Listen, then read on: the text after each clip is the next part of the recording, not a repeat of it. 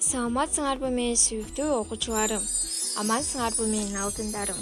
Силерди жаңы окуу жылыңар менен чын жүрөктөн куттуктаймын. Жаңы окуу жылында жаңы дем, жаңы күч менен жаңы ийгиликтерди багындыргыла. Позитивдүү маанайда сабагыбызды баштап алсак. Сабагыбыздын темасы сүйүктүү Кыргызстаным деген темада болмокчу. Ар бир элдин өзүнө тиешелүү тарыхы, маданияты, каада салты, үрп адаты болот. Анын сыңары кыргыз элибиздин да тарыхы эң эле узак жана бай. Көптөгөн тарыхчылар, көптөгөн изилдөөчүлөр иликтеп чыккан.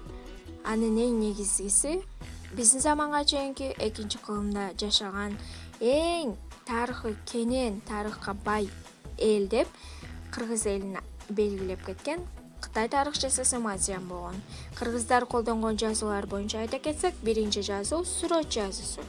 Азырга дейре чейин колдонобуз, ал эми экинчи жазуу байыркы түрк-рун жазуулары, Орхун Енисей алфавити, Култегин Батырдын жазуусу мисал болот.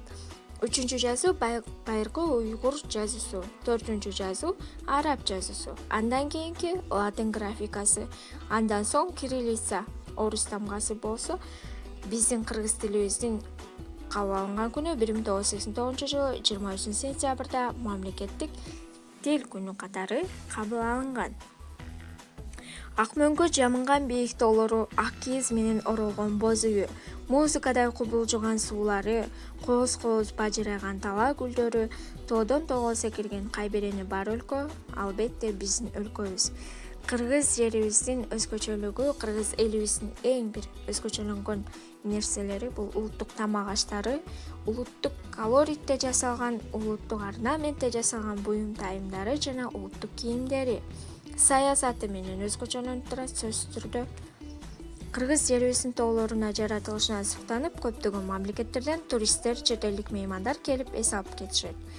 Кыргызстандын чебинде болгон көк мелжиген бийик тоолору, шаркырап аккан суулары, кызыл тазыл гүлдөрү, жыттуу арчалары, бийиктикти мекендеген жапайы жаныбарлары деги эле койчу сулуулуктун баары бизде. Кыргыз жерим дүйнөнүн кооз жери, ак калпактуу меймандос кыргыз эли. О адамдар, салымыңарды кошкулачы, өркүндөп өсө берсин кыргыз жери деп жыйынтыктамакчыбыз. Көңүл бурганыңыздар үчүн чоң рахмат.